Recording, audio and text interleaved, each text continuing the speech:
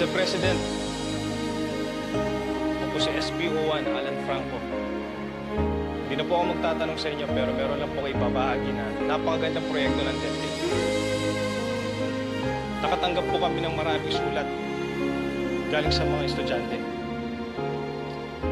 Nakakataba lang po ng puso na nagpapasalamat po sila sa naging serbisyo namin para sa bayan. Mr. President, kung ako po ay tatanungin ulit, kung handa ba ako sumabak sa kasing delikado ng Mama Sapano, isang tumataginting na oo ang isasagot ko po sa inyo. At malaki ang tiwala ko. Ganon din ang isasagot ng mga kasamahan ko ngayon dito. Dahil habang may mga bata na inosente na naniniwala sa sakripisyo namin para sa bayan,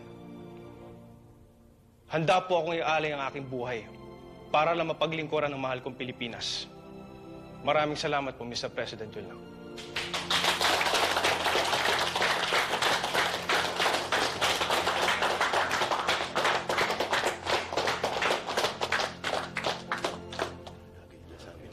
Oo. Kumusta ka na, mister? Ayos lang. What can I say?